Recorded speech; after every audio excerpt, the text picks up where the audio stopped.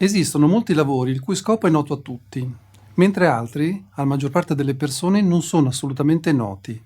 Credo che l'attività svolta da Aglea sia più vicina a questa seconda posizione. Vediamo assieme perché.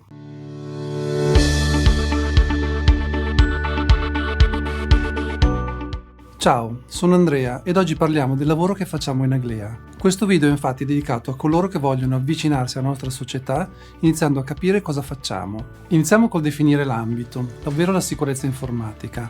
Ecco, il solo definire questo termine ci posiziona in un ambito preciso, seppur ancora molto vasto. Spesso infatti siamo portati a pensare che con questo termine si faccia riferimento solamente ad hacker oppure ad intrusioni dall'esterno. In parte è così, ma non esiste solo questo aspetto. Sono infatti molte quelle che vengono chiamate le superfici di attacco, che ogni azienda dovrebbe presidiare. Sicuramente c'è la protezione dei propri sistemi dall'esterno, ma anche la protezione dall'interno dell'azienda è fondamentale per evitare frodi e più in generale per proteggere i dati che rappresentano uno dei beni principali di ogni azienda. All'interno del campo della sicurezza informatica ricadono tantissime tecnologie ed ambiti.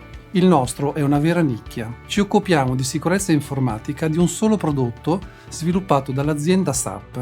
Detto in questo modo potrebbe essere riduttivo per chi non lavora nel mondo SAP. Tuttavia SAP è una delle software house principali a livello globale. SAP non sviluppa solo il suo prodotto più noto che è l'ERP, acronimo di Enterprise Resource Planning, ma una suite di centinaia di prodotti. L'ERP è un software che permette alle aziende di gestire in un unico archivio i dati di tutti i processi aziendali, in modo connesso, ad esempio la gestione della contabilità, del magazzino, delle vendite, degli acquisti e così via. Il compito di Aglea è quello di conoscere questi sistemi e fare in modo che siano configurati e gestiti nel modo corretto, per assicurare la protezione dei dati in essi contenuti. Purtroppo, o per fortuna, SAP è un mondo molto vasto di sistemi e tecnologie ed è in continua evoluzione.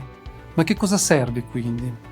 Serve voglia di studiare costantemente. Nella maggior parte dei casi serve entrare in prima persona nello scoprire ed esplorare nuove funzionalità, senza attendere che qualcuno ci spieghi cosa fare e come.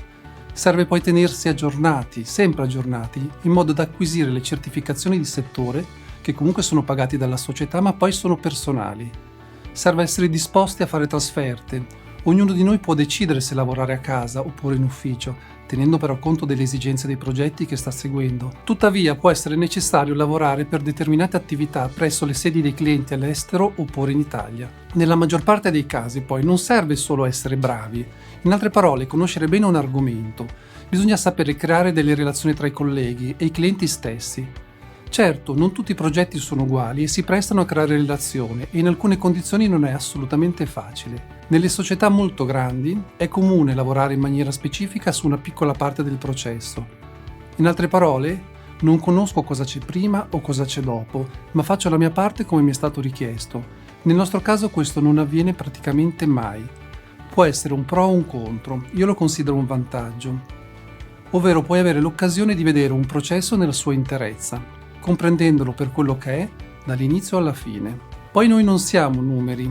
La nostra dimensione ci permette di conoscerci e di contare ognuno sull'altro. Può capitare di lavorare su diversi progetti contemporaneamente. Questo ti permette nel minor tempo possibile di acquisire molte competenze rispetto a seguire un solo progetto per anni.